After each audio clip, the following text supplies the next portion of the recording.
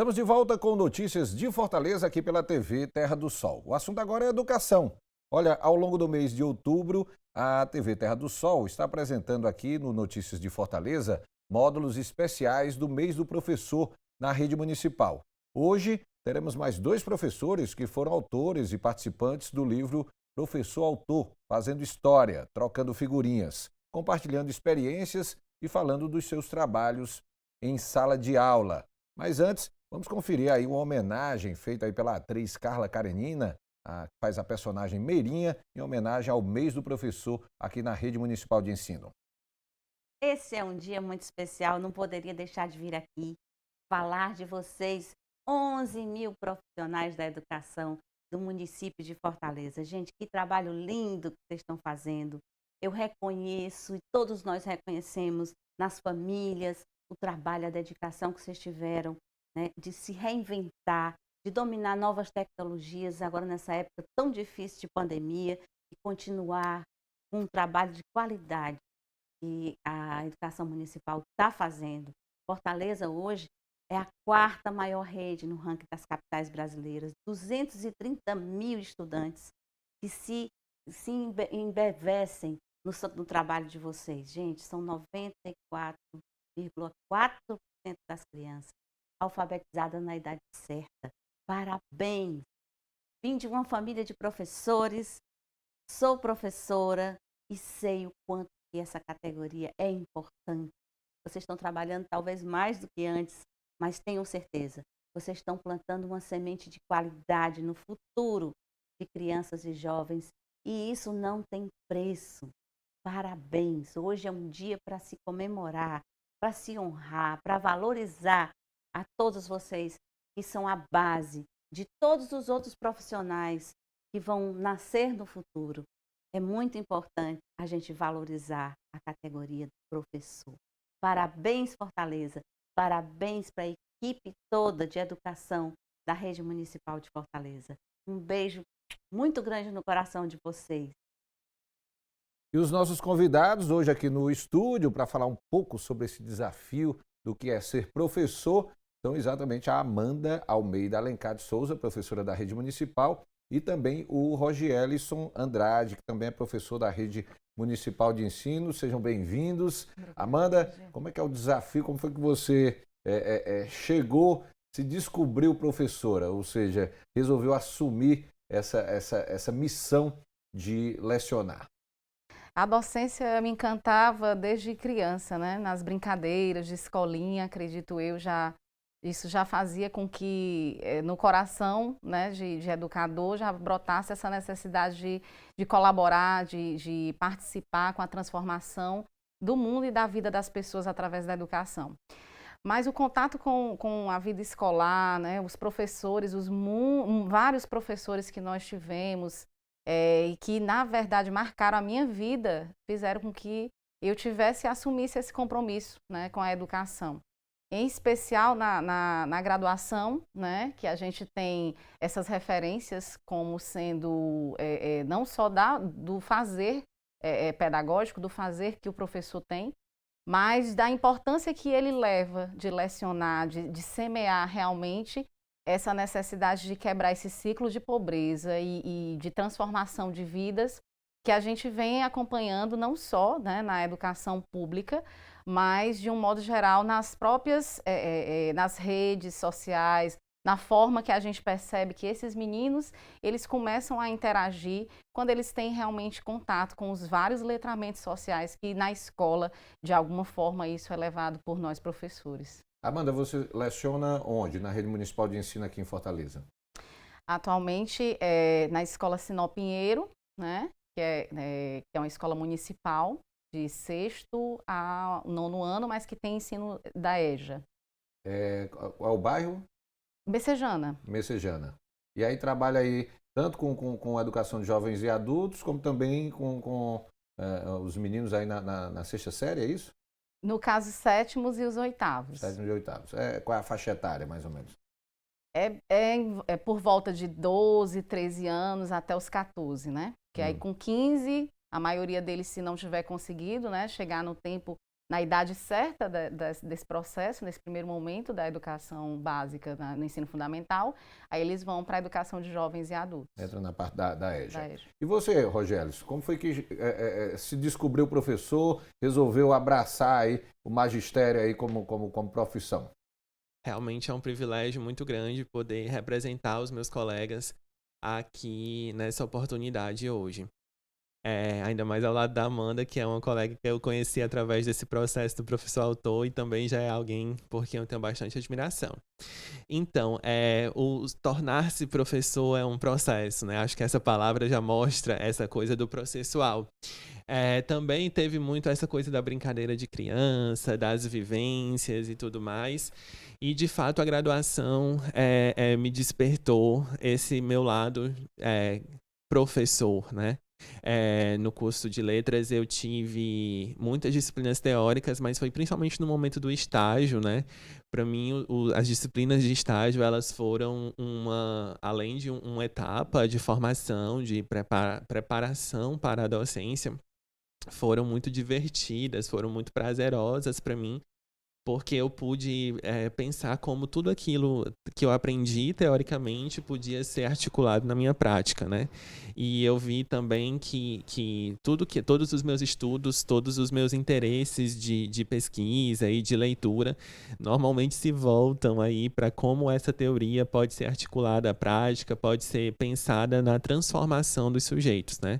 Eu acho que todo professor em maior ou menor medida, acredita, né, na educação como maneira de transformação, né? Porque eu me transformei através da educação, então a gente acredita, a gente quer construir possibilidades de concretizar isso também na vida dos nossos alunos. Ô, Rogélison, e qual é a tua escola aqui na rede municipal? Eu sou muito feliz com a minha lotação atual. Eu trabalho na escola atualmente com a EJA, a Escola Municipal João Hipólito de Azevedo e Sá. Um abraço enorme para os meus colegas de lá, para a gestão, que é maravilhosa. Tenho muita admiração. E também para os meus colegas, né, que para mim eu acho que escola é professor e aluno, principalmente. Os meus colegas são pessoas com quem eu aprendo demais. Onde é que fica? Qual é o bairro? No Dias Macedo. Dias Macedo. Isso. E você trabalha diretamente com a educação de jovens e adultos? Isso, eu trabalho nas turmas de EJA 3 e EJA 4, lecionando a disciplina de língua portuguesa. Como é que tem sido o desafio, Rogério, nesse período aí de Covid-19? Como é que está sendo para vocês manter esse ensino de maneira remota e manter a turma motivada, mesmo sem poder atuar de forma presencial? Como você bem colocou, é um desafio, né? Porque eu costumo, a gente às vezes até conversando com os alunos, agora a gente está um pouco mais, digamos assim, acostumado, né? Ainda que não seja confortável para nós. Mas a gente está um pouco mais no início a gente ficava pensando, né? Nós não fomos, as nossas formações continuadas, iniciais, etc., elas nunca pensaram num contexto como esse, né? Então a gente aprendeu demais, né? Eu pelo menos aprendi muita coisa a utilizar plataformas para conseguir chegar aos meus alunos, etc. Então a gente conseguiu através contato com os estudantes de EJA, porque como você sabe, alguns deles não tinham acesso a muitas tecnologias, a muitos aplicativos, alguns deles não tinham celular que suportavam esses aplicativos.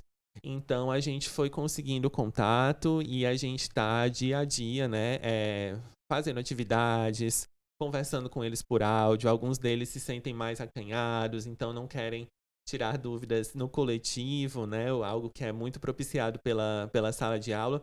E aí conversam com a gente. Então, está sendo também um momento de um contato maior com o aluno individualmente, talvez. Então, eu estou aprendendo muito mais isso, assim. Às vezes o aluno chega com uma dificuldade muito pontual que às vezes ele não apresentaria na sala por timidez e tudo mais. E isso já reelabora o meu planejamento. Porque se aquele aluno tem aquela dúvida, certamente muitos outros também devem ter. Então eu já penso, não, na próxima aula eu posso tratar disso sem nomear esse aluno, né? Sem dizer que é uma dúvida dele, até porque pode ser de todos. Então, está sendo esse momento de reelaboração contínua do planejamento, né? E de muito incentivo para os alunos, né? Porque como às vezes eles não têm a experiência do manejo, né? A gente trabalha com formulários, com atividades, mandando fotos, com áudio do WhatsApp, ligação, Google Meet, etc. Então, são muitas plataformas. Então, às vezes, a gente precisa incentivá-los também. Vamos com calma. Professor, não pude assistir hoje, o que é que eu faço? Não, está gravado, vamos tentar no fim de semana.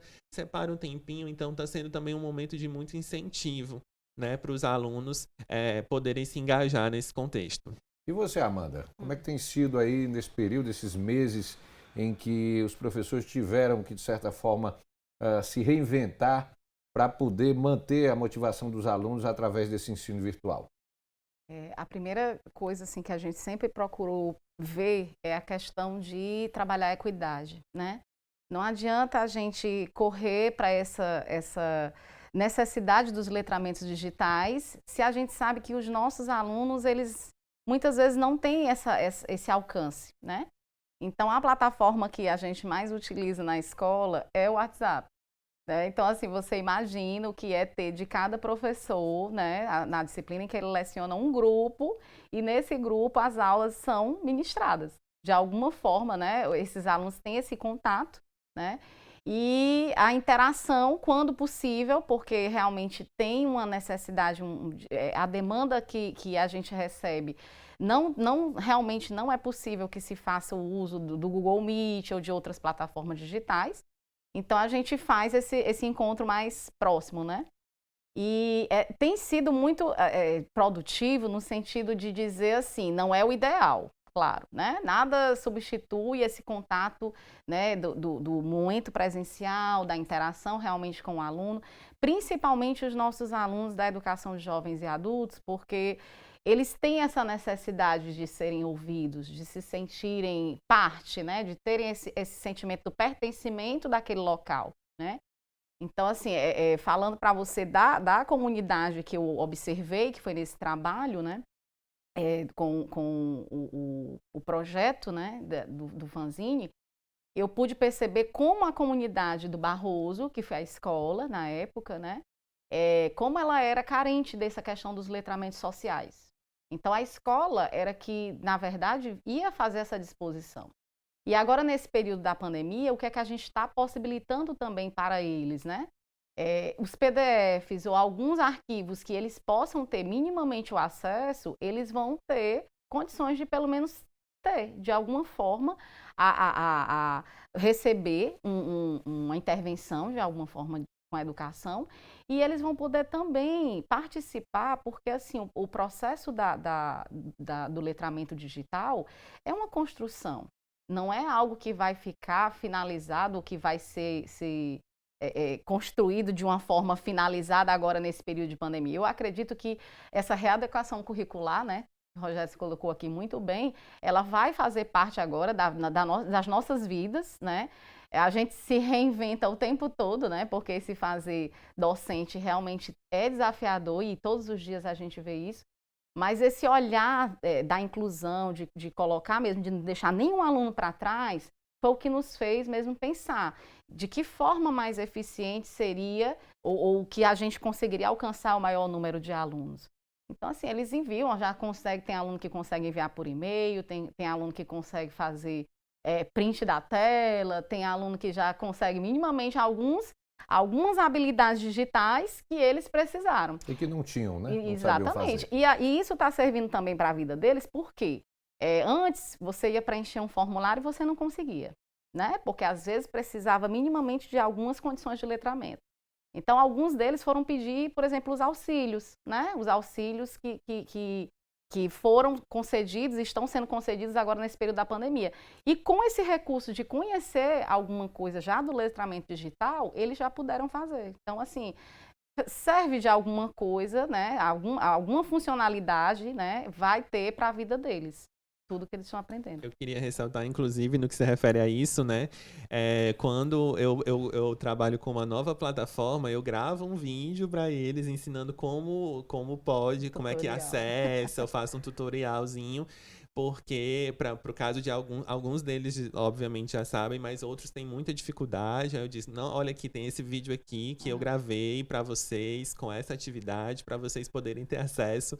E qualquer dúvida, se você não entender aí pelo tutorial, você entre em contato comigo, né? Porque, inclusive, esse contato, né, com um tutorial, com o professor também, vai demandando letramentos, vai demandando atitudes que produzem sentido, né? E que vão, de fato, desenvolvendo habilidades de interação nesses aportes que hoje são tão onipresentes na nossa vida, mas que a pandemia deixou tão transparente que ainda existe, ainda que nessa onipresença, muita gente que não tem acesso a isso.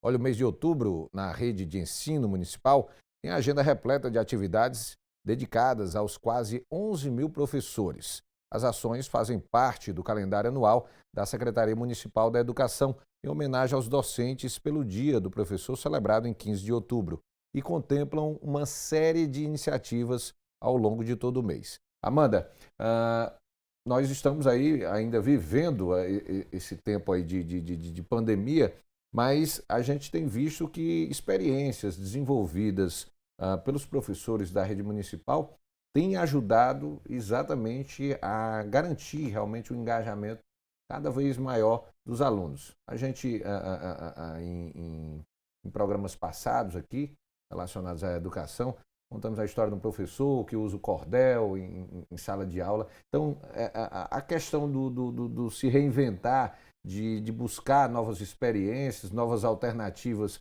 para motivar o aluno, faz toda a diferença, principalmente no caso aí para você, que trabalha também com a educação de jovens e adultos, que são muitas vezes pessoas que deixaram de estudar, pararam ali por um determinado período e precisa de toda uma motivação para voltar à sala de aula, né? Com certeza. E assim, é bem interessante porque hoje a gente não tem mais aquele público da EJA apenas, né, dos senhores e das senhoras, né? Esse público ele tem sido diversificado, principalmente com relação aos meninos que estão, né, que não conseguiram na idade certa. Estão na faixa etária, a questão da faixa fora, etária, né? E aí eles estão junto, né, essa heterogeneidade faz com que essa troca de experiências entre os que viveram mais e talvez não tiveram tempo na escola se aproximem e esses meninos também possam colaborar com as experiências deles. E é interessante por quê? Porque o desafio maior não é só o professor ele ter o material para fazer esse trabalho, mas ele conseguir construir algo que de fato contribua para o crescimento desses alunos, para a construção de um letramento social, que é o que ele precisa, e assim ele possa conseguir não só caminhar nessas diversas esferas sociais que ele anda, mas também ele possa utilizar isso de uma forma significativa e essa aprendizagem seja para a vida dele, né? Seja algo que ele, de fato, ele leve para a construção cidadã, para a construção de um senso crítico e que ele possa se sentir pertencente àquele contexto. Qual foi o trabalho que você fez? Qual foi a tua contribuição no projeto do livro Professor Autor? Qual foi a edição que você participou? Participei da edição de 2019, né? Eu fiz a inscrição com o projeto Afrozine, dentro de uma perspectiva afrodescendente, a confecção de fanzines com os alunos na escola. E assim, o fanzine, para quem não lembra, né, acho que da nossa época aqui, a gente é contemporânea esse período, a gente fazia as nossas revistinhas alternativas. Deixa eu né? mostrar aí, você trouxe aí algumas edições? Trouxe. Né? Esse é o material que os alunos produziram, né? E aí a gente, no caso, com material mesmo da escola, gente, é o que a gente tem, né? Revista, cola, tesoura, papel ofício, né? Às vezes algum material, assim, uma canetinha, mas algo que seja bem simples e que de fato é do chão da escola, né? Não tem nada de de inovador no sentido da palavra, mas que quando foi organizado e foi construído um projeto de letramento, fez toda a diferença na vida e fez uma contribuição assim social para eles imensa, né? E dá todo um nível de interesse maior e tal, não só para os alunos na história de confeccionar, mas também do próprio aprendizado, né? Do próprio conteúdo, né? Com certeza. Esses desenhos foram produzidos por alunos, né? Aluno mesmo, era um aluno da EJA. E que toda vez que eu vejo eu me emociono porque a gente lembra da história de vida, né? Todas as vezes eles compartilhavam as histórias de vida deles e nós trabalhávamos um tema. Então esse tema, como foi que mais ou menos a gente pensou? Foi feito um questionário sobre a questão da importância da leitura. E lá na Escola Sinop Pinheiro, que foi onde eu fiz o projeto, eles sinalizaram para mim que tinham muito interesse em conhecer as questões afrodescendentes, né, questão étnico-racial, e a questão da violência contra a mulher. Até porque na época eu tinha um grupo muito grande de mulheres, né, isso é muito bom, a mulher na educação, né, contribuindo, voltando, já que isso foi tirado e negado a ela por muito tempo. E essa necessidade deles se sentirem parte e entenderem esse processo. Então, o que foi que aconteceu? Nós fazíamos debate de leitura, porque essa leitura tem que ser todos os dias, né?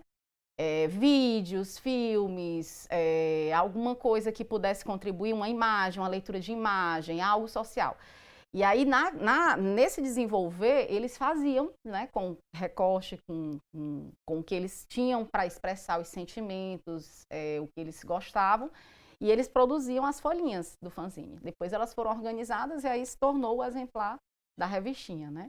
E assim, para eles foi algo encantador, porque esse movimento na educação de jovens e adultos não acontece como deveria, né? Até porque pelo menos é o que eu venho, né, de 5 anos com a educação de jovens e adultos, a prefeitura está investindo agora na formação continuada desses profissionais, né?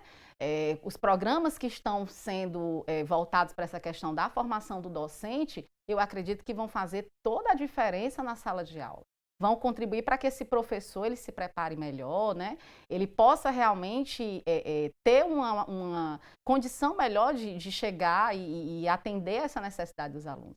A gente ainda tem uma carência muito grande, né, por conta da necessidade de que a EJA ela realmente aconteça no sentido da palavra de terem mais turmas nas escolas, porque o que nós temos não atende à demanda, né? A gente sabe dos problemas sociais que a gente enfrenta todos os dias, todas as noites, né? A vulnerabilidade, a questão mesmo da própria condição social desses alunos, que é desafiadora para a vida da gente.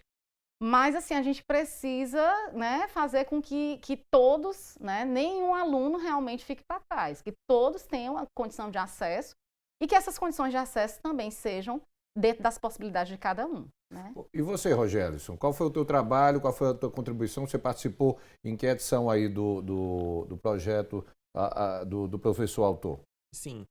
Na verdade, eu participei das 2 últimas, né? De 2018, eu participei com uma experiência com alunos de 7º ano, quando eu estava lotado nessas turmas, mas na edição mais recente, que é a edição de 2019, eu participei em coautoria, né? A minha colega hoje não pôde estar aqui porque está adoentada, mas ela também é protagonista desse processo, que foi com um trabalho com... A Marcela, né? A Marcela Rodrigues, Isso né? mesmo, a Marcela. A gente desenvolveu um trabalho numa turma de EJA na Escola Municipal de João Gonzaga Braveza, que fica ali na região do Castelão.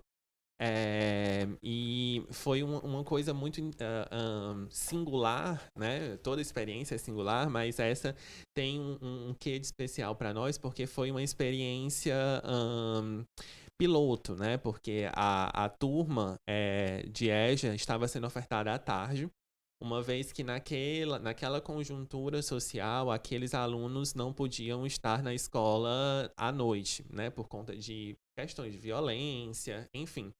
Então, essa turma era ofertada à tarde e a maioria deles eram jovens mesmo, de 15 a 18 anos, basicamente. E eles também, assim como a experiência da Amanda, falavam sobre si nesse documentário, né? A gente notou que eles precisavam desse espaço de se apresentar, porque muitas vezes eles são já bastante rotulados, né? Por conta do lugar onde vêm, por conta de estarem numa EJA e não terem cumprido as etapas da educação na idade esperada, enfim. Então, muitas vezes eles querem, inclusive, ratificar esse rótulo que recebem. Então, a gente percebeu que o gênero discursivo documentário seria uma maneira de eles apresentarem os sonhos, os objetivos, os motivos pelos quais eles estão ali novamente na escola, depois de terem precisado sair por conta de questões de violência, por conta de questões de terem que trabalhar, etc. Então, foi uma oportunidade muito importante para que a gente, que estava passando por aquela experiência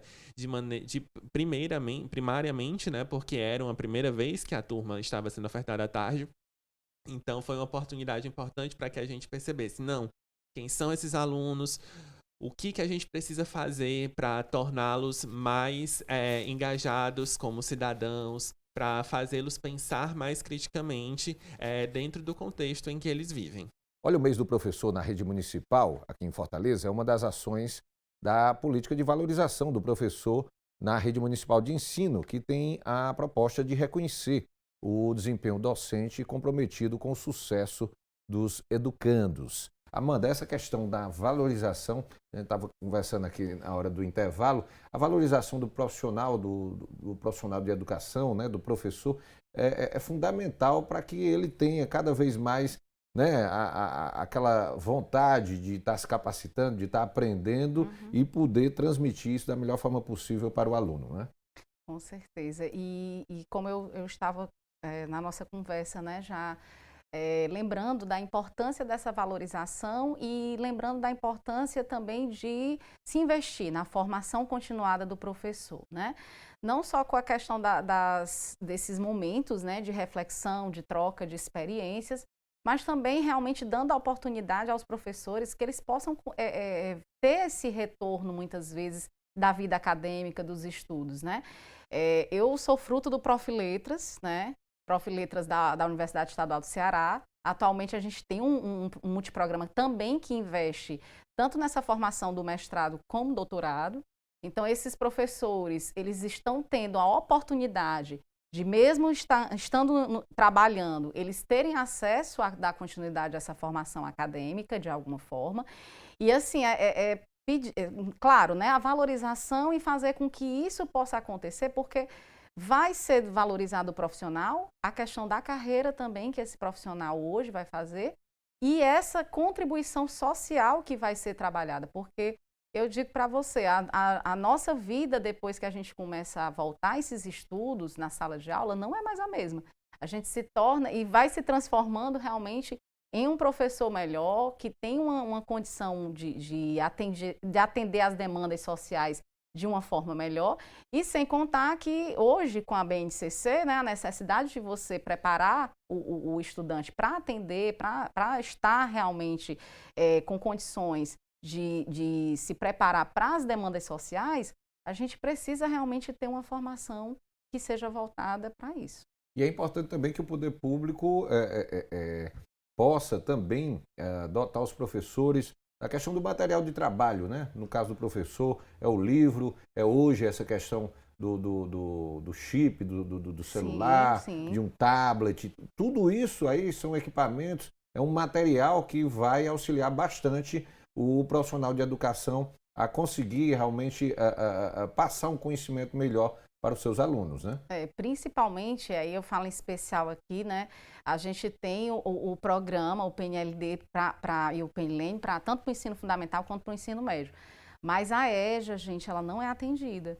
Então, assim, vai aqui o meu pedido, né, para que a educação de jovens e adultos, ela realmente seja lembrada nesses processos, porque, assim, o livro didático, ele não é o todo e nem é o mais importante, mas ele é um norte, ele é uma forma do professor ter minimamente aquela condição para trabalho. E desde 2014, foi a última edição que houve de material publicado para essa modalidade de ensino.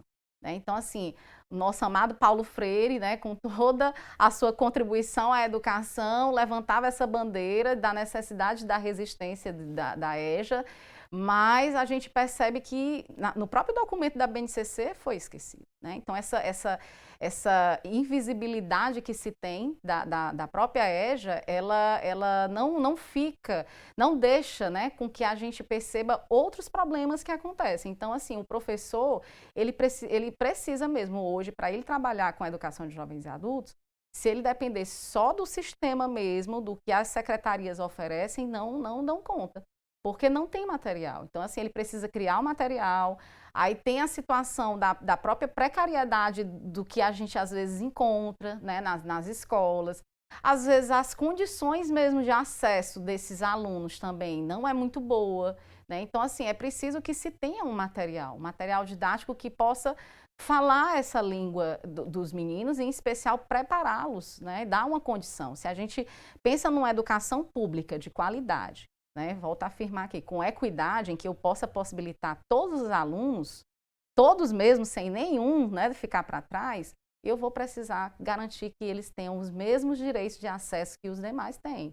Então, assim, é uma fala assim, de luta, porque depois que a gente passa 5, 6 anos trabalhando com a EJA, a gente percebe, né, a necessidade mesmo desses alunos. Rogélisson, como é que você vê essa questão da valorização do profissional da educação, do professor, aquele que está realmente na ponta, que está ali buscando todo dia, né, repassar informação, repassar conhecimento para seus alunos? Essa questão de capacitação, de valorização do profissional é uma mola mestra, é fundamental para que a história dê certo, né?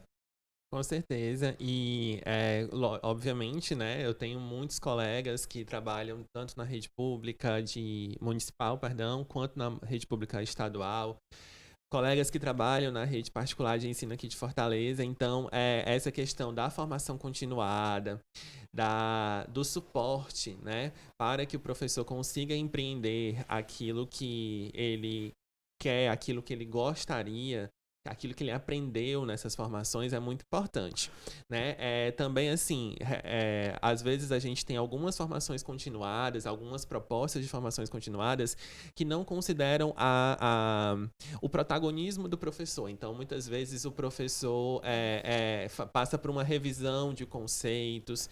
Então, eu acho que, por exemplo, esse empreendimento da Prefeitura de Fortaleza, de realizar um livro com experiências exitosas, isso é uma formação continuada, sem dúvida, porque isso promove a nossa escrita, a nossa reflexão sobre a nossa ação, e também, quando os nossos colegas forem ler esses livros, né, forem compartilhar, forem dizer, olha, isso aqui foi feito na escola onde eu trabalho, foi feito numa escola aqui próximo, foi feito aqui em Fortaleza, né? Os meus colegas estão sendo capazes, como a Amanda falou, né? Ela conseguiu fazer isso com papel ofício, lápis, cola, etc. O nosso projeto, né, que eu e a Marcela empreendemos na EJA, foi realizado com os celulares, gravando, né, para os documentários. As entrevistas a gente foi fazendo mesmo oralmente, escrevendo, fazendo roteiro no papel, enfim. Então, esse compartilhamento de experiências entre nós é um âmbito formativo muito importante que precisa ser valorizado em todas essas redes de educação, porque o professor é alguém que está todo dia produzindo conhecimento, né? E esse conhecimento precisa ser levado para essas formações continuadas.